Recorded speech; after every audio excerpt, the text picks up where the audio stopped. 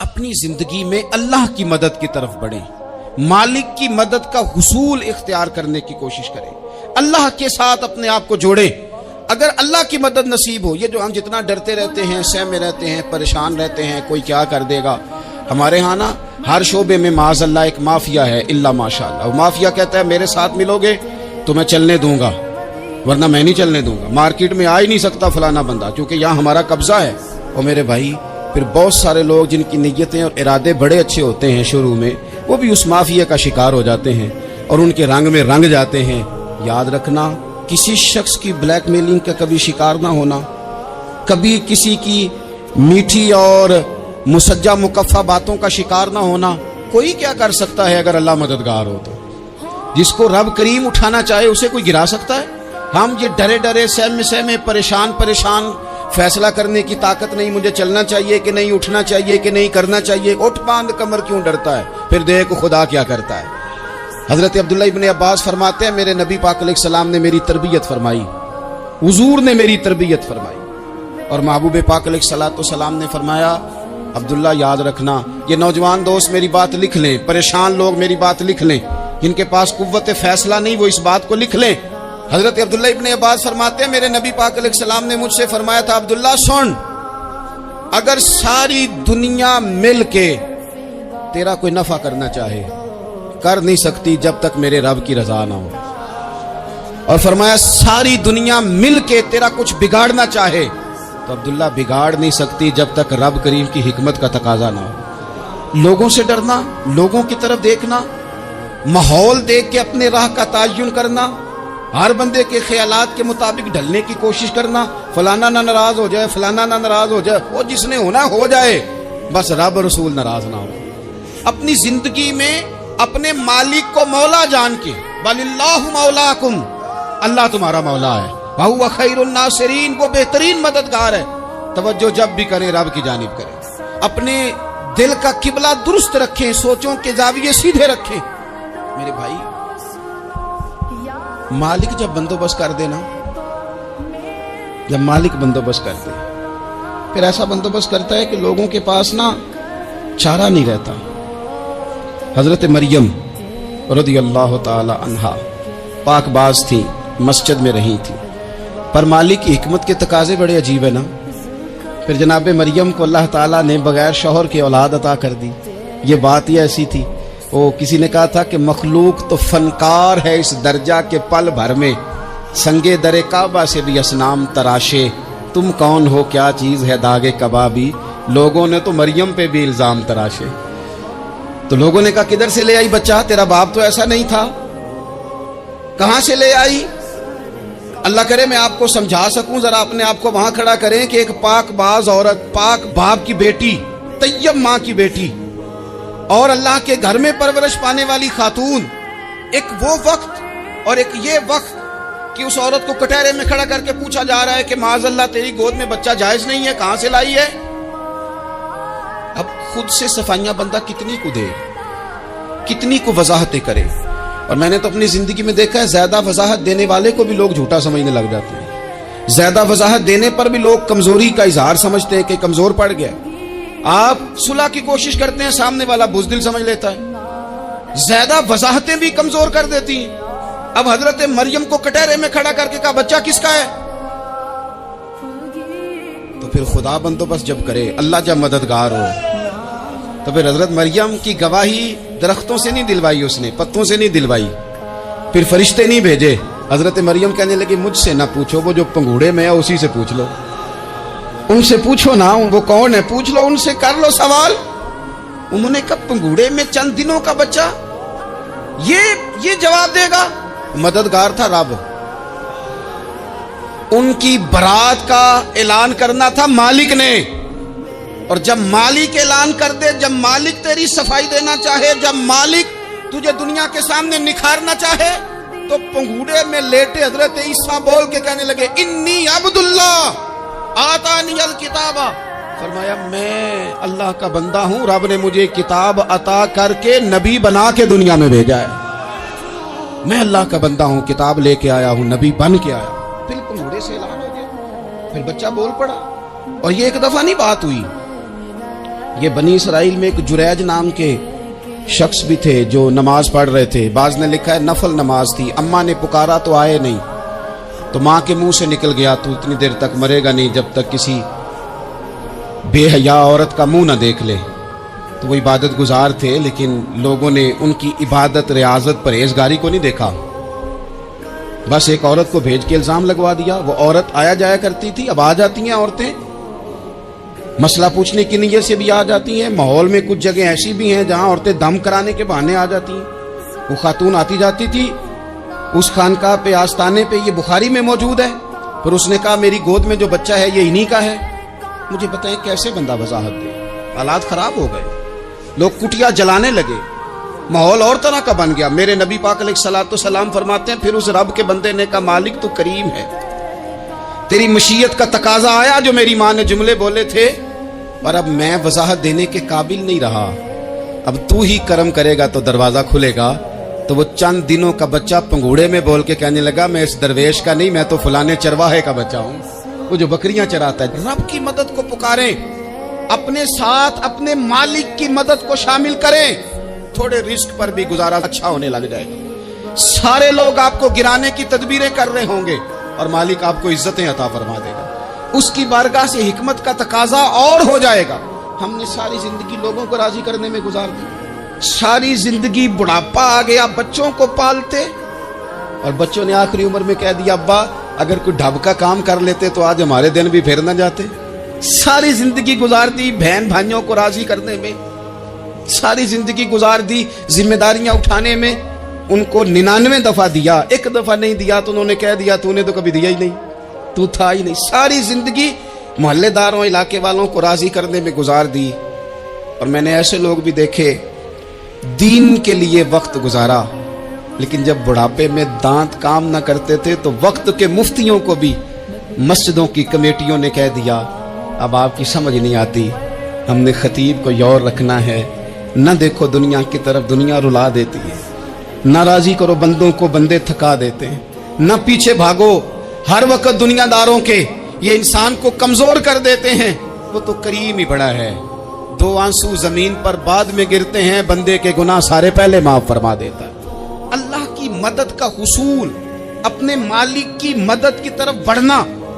آپ کو بدر کی جنگ بھی یہی درس دے گی, آپ کو احد کا میدان بھی یہی سبق دے گا, فتح مکہ بھی یہی سبق دے گا. میرے دوستو, جب رب مدد فرمائے, جب اللہ مددگار بنے.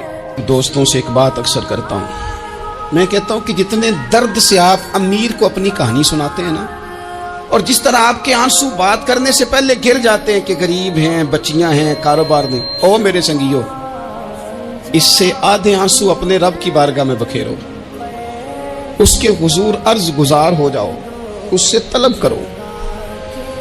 ایک وقت انسان پر زندگی میں ایسا آتا ہے کہ اسے یوں محسوس ہوتا ہے کہ میرا سایہ بھی ذرا سا پیچھے ہٹ گیا ہے. اسے یوں لگتا ہے کہ میں کسی سہارے پہ ہاتھ ڈالتا ہوں تو وہ بھاگ جاتا ہے مجھ سے. لیکن مالک کی بارگاہ ایسی عظیم بارگاہ ہے, رب رسول کے آستانے اتنے بڑے ہیں کہ آپ جب وہاں کشکول طلب دراز کرتے ہیں تو جھولی پھیلانے میں دیر لگتی ہے, ان کو بھرنے میں تو کوئی دیر نہیں لگتی. ہم نے اپنا سوچ کا قبلہ ہی دنیا کو بنا لیا. یہ جو اللہ والوں کی مدد ہے یہ تو ہے نہیں, اللہ ہی کی مدد ہے.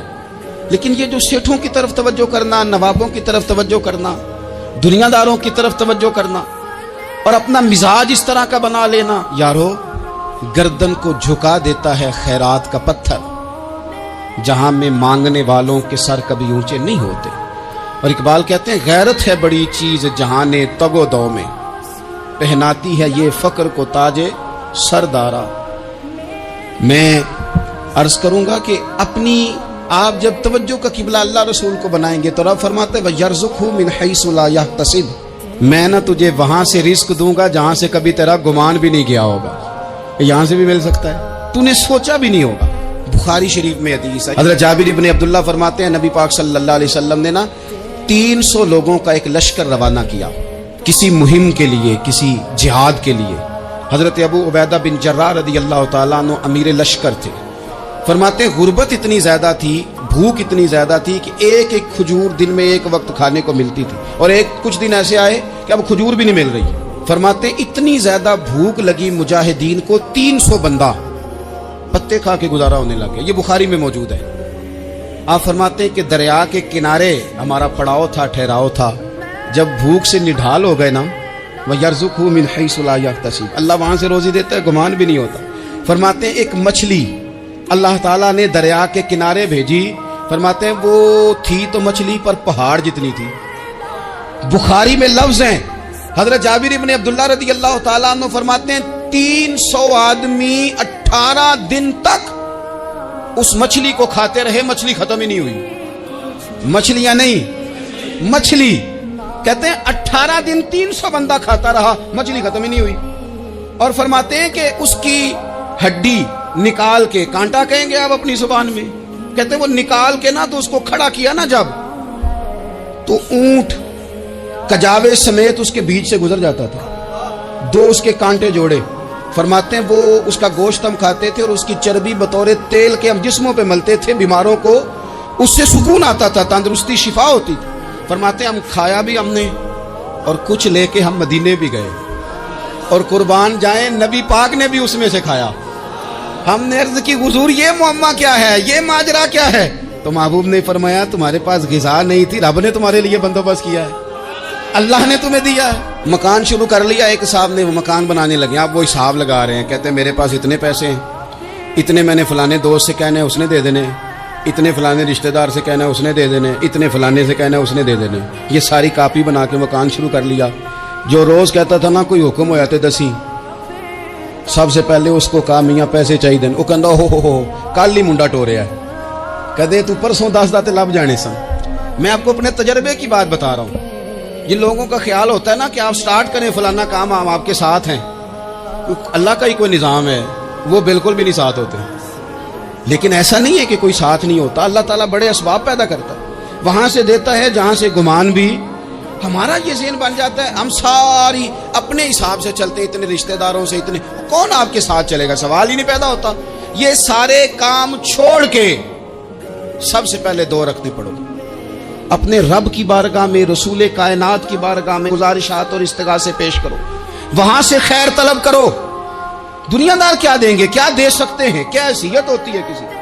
अल्लाह कहता है वहां से दूंगा। तो जो अल्लाह माल दे वो लेना चाहिए कि रिश्तेदारों का माल देखना चाहिए? जो अल्लाह दे वो लेना चाहिए कि सेठों नवाबों की जेबें देखनी चाहिए? जो अल्लाह दे वो कबूल करना चाहिए या देखना चाहिए कौन सा आदमी कहां पहुंच गया? छोड़ो, अपनी मट्टी पे चलने का सलीका सीखो। किसी के संग मरमर पे चलोगे तो फिसल जाओगे, फिसल जा। इस पर एक और बात अर्ज कर दूं, सही बुखारी से, मुस्लिम से एक और बात। कुछ चीजें ऐसी हैं जिनसे अल्लाह की मदद आती है, मदद मिलती है। एक चीज उनमें से ऐसी है जिससे बहुत मदद नाज़िल होती है, वो है कि जब रब आपको देना तो फिर आप भी उसके रास्ते में गए, फिर मदद आती है, फिर और आता है। बुखारी मुस्लिम में हदीस है, ये ज्यादा ही तवज्जो तलब अमर है, इस पर आप गौर करेंगे। हजरत अबू हुरैरा फरमाते हैं कि नबी पाक अलैहिस्सलाम ने फरमाया एक शख्स ने बादलों के अंदर से आवाज सुनी कि फलां आदमी का खेत और बाग खुश्क हो गया है, वहां बरसो और उसके खेत को सैराब करो। तो बड़ा हैरान हुआ कि बादल से आवाज आ रही है। फिर उसने देखा कि एक पहाड़ी पर बारिश हुई, वो बादल वहां बरसा, फिर नालियों से होता हुआ पानी एक तरफ चला। तो जिसने आवाज सुनी थी, हुजूर बयान कर रहे हैं, वो भी पीछे पीछे चला कि पानी किधर जा रहा है। उसने जाके देखा कि एक मकाम पे एक बाग को वो पानी लग रहा है और एक आदमी वो पानी लगा रहा है। उसने उससे पूछा तेरा नाम क्या है? उसने कहा क्यों? कहने लगा बता ना। उसने नाम बताया तो कहने लगा यही तो वो नाम है जो मैंने बादलों के अंदर से सुना है कि फलां के खेत को पानी दे दो। उसने कहा यार तू क्या अमल करता है कि स्पेशल तेरे लिए बारिश बरसे? ये बुखारी पढ़ रहा हूँ, सियासता से हदीस अर्ज कर रहा हूँ। उससे पूछा तू क्या काम करता है कि जनाब अल्लाह तबारक व तआला का हुक्म करम आया कि खास तेरे लिए पानी बरसे और तेरे खेत को सैराब करे। तो उसने कहा छोटा जिम्मेदार हूं, पर जब फसल उगती है तो 3 हिस्से करता हूं। एक हिस्सा अपने बाल बच्चों पे, बहन भाइयों पे खर्च करता हूं, एक हिस्सा पूरा, और एक हिस्सा दोबारा काश्तकारी पे लगाता हूं, और तीसरा हिस्सा खालिस मैंने मिस्कीनों, यतीमों और गरीबों के लिए रखा हुआ। वो जो तीसरा हिस्सा, अल्लाह करे आप समझे, वो रब के बंदों पे तीसरा हिस्सा खर्च करता है ना, तो करीम मालिक ने फरमाया जहां से गरीब का हिस्सा जाता है वो खेत खुश्क नहीं रहना चाहिए। वो जहां से मिस्कीन रोटी खाते हैं वो खुश्क ना रहे। जहां से यतीमों को कुछ आता है, کہیں اس کی فصل رہ نہ جائے. میں اور آپ بھی اگر اپنے مال میں مسکینوں یتیموں غریبوں کے حصے رکھ لیں گے تو فصلیں خشک نہیں رہیں گی, ان کے اندر تازگی آئے گی, نور آئے گا, کرم آئے گا, خاص کر خدا کی رحمت برسے گی. مدد اللہ سے چاہیں, اپنی توجہات کا مرکز رب رسول کی ذات کو بنائیں, پھر آپ محسوس کریں گے کہ بڑی جلدی اللہ تعالیٰ کی مدد آنے لگی ہے. کبھی آپ صرف کہہ دیں نا میرا رب میرے ساتھ ہے, اس لفظ میں اتنی طاقت ہے کہ دشمن ویسے زہر ہو جاتا ہے. زندگی میں کسی سے بھی لڑائی ہو, اچھی طرح سوچ لیں کہ اللہ اس طرف ہے یا اس طرف ہے. اگر آپ زیادتی پہ ہیں تو پھر رب مظلوم کی جانب ہے. اگر اللہ کی مدد آپ کے ساتھ ہے تو دنیا کی کوئی طاقت آپ کو گرا نہیں سکتی. اور اگر آپ مظلوم کے مقابلے میں ظالم بن کے آپ کھڑے ہو گئے ہیں اور آپ نے رویہ وہ اختیار کیا ہے کہ جس میں مدد نہیں آئے گی, تو پھر یاد رکھ لیں کہ آپ کوئی بھی ہیں, کہاں بھی ہیں, آپ کمزور ہیں. طاقتور تھے ابتدائے اسلام میں, ظاہری طاقت تھی کفار مکہ کے پاس, وہ ڈنڈوں سے مارتے تھے غریبوں کو, ان کے ہاتھوں میں ڈنڈے تھے, پر خدائی طاقت ان مظلوموں کے ساتھ تھی. صاحب زرقانی نے لکھا ہے حضرت زنیرہ رضی اللہ تعالیٰ عنہ ایک لونڈی ہے, غریب ہے, ماڑے دا کی کام محمد نس جانا یا رونا, غریب سادی بی بی اور لونڈی کنیزہ, ایک مشرک کی کنیزہ تھی, انہوں نے کلمہ پڑھ لیا. وہ ڈنڈوں سے مارتا, دروں سے مارتا, تکلیف دیتا. حضرت زنیرہ رضی اللہ تعالیٰ عنہ کو اتنا مارا, اتنا مارا. اب آپ ایک اور پہلو پر بھی غور کریں, مار بھی پڑ رہی ہے پر خدا ادھر ہی ہے, اللہ کی مدد ادھر ہی ہے. رب کہتا ہے کہ پہلے تو صبر کرنا, ان اللہ مع الصابرین, تو صبر کرے گا تو پھر رب کی معیت ملے گی. ذرا ٹھہرنا, تو تھوڑا ڈٹنا. ان الذین قالوا ربنا اللہ ثم استقاموا تتنزل علیہم الملائکہ, تو کہے اللہ میرا رب ہے, پھر تو پہلے ڈٹ, پہلے تو نے ڈٹنا ہے. ثم استقاموا, جو ڈٹ گیا, تتنزل علیہم الملائکہ, ڈٹنے والے کے لیے مدد آتی. پہلے تھوڑا ٹھہرنا پڑتا ہے, پہلے تھوڑا صبر کرنا پڑتا ہے, حوصلہ کرنا پڑتا, اس کے بعد مدد آتی. مار پڑ رہی ہے, مارا جا رہا ہے. حضرت زنیرہ کو ان کا مالک جو ہے ظاہری آقا وہ مار رہا ہے, یہ کنیزہ ہے, اتنا مارا, اتنا مارا, ان کی بینائی چلی گئی, نظر آنا بند ہو گیا. ابو جہل آیا اور کہنے لگا زنیرہ دیکھا نا ہمارے بت تیری آنکھیں لے گئے, معاذ اللہ, لات و منات ہمارے بتوں نے تجھے اندھا کر دیا. اب ایسا نہیں ہے کہ بی بی روتی جا رہی ہے, روتی جا رہی ہے, مایوسی مایوسی, معاذ اللہ, پریشانی, غریبی بڑی ہے, پوچھنے والا کوئی نہیں, یہ باتیں نہیں. کیا جملے ہیں خاتون کے, کیا لفظ ہیں. ابو جہل نے تنزیہ کہا, معاذ اللہ, کہنے لگا دیکھا نا ہمارے بتوں نے تجھے اندھا کر دیا. تو جناب زنیرہ آنکھوں کی بینائی گئی ہے, رات کو گئی ہے, دکھ ابھی تازہ ہے, لیکن اللہ پہ جو توکل ہے, اپنے مالک سے جو رشتہ ہے وہ اتنا مضبوط ہے, اتنا طاقتور ہے, اس میں اتنی گہرائی ہے کہ حضرت زنیرہ بول کے نا اتنی قوت سے بولی, اتنی طاقت سے بولی کہ پورے کفر پر لرزہ طاری ہو گیا. فرمانے لگی تمہارے بتوں کی کیا اوقات ہے کہ میری بینائی لے جائیں, یہ میری رب کی حکمت کا تقاضا ہے.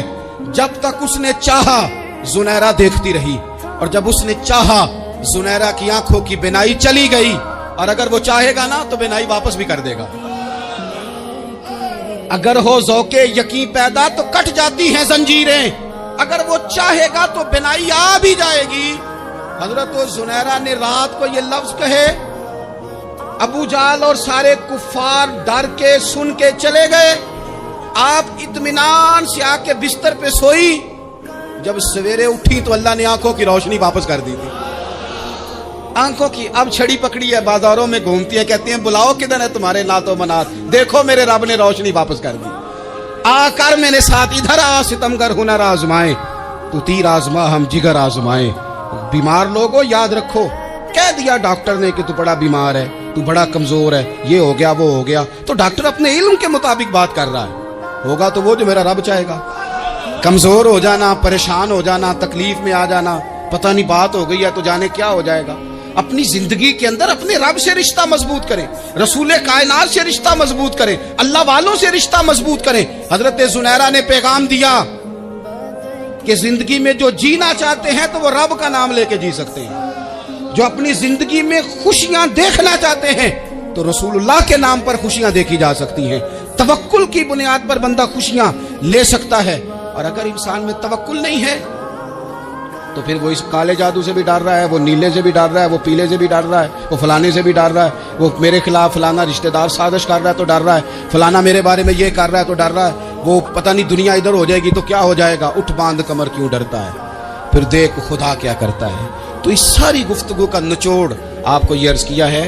सबसे पहले तो ये कि मैदानों में मदद भी अल्लाह की, रिस्क में मदद भी अल्लाह की, फसलें खुश्क हों तो मदद फिर भी अल्लाह करे, तो फिर सारी मदद, और अगर इंसान बीमार हो तो फिर भी मदद अल्लाह की। तो अपने अल्लाह की जानिब तवज्जो को बढ़ाएं, आप अल्लाह से मदद के सवाली बने। तिरमिजी की एक हदीस है, मैं आपको जिंदगी का तजर्बा बताता हूं कि जब मैं बड़ा परेशान होता हूं तो ये वाली रवायत खोल लेता हूं, मजा देती है। मेरे नबी पाक अलैहिस्सलाम ने फरमाया, अपने दुख सेठों नवाबों को ना कहना, मालदारों का ना कहना, वरना अल्लाह तुम्हें कभी गनी नहीं करेगा। फरमाया, अपने दुख अपने रब की बारगाह में अर्ज करना, जल्दी करे या देर से करे अल्लाह तुम्हें लोगों से बेनियाज कर देगा।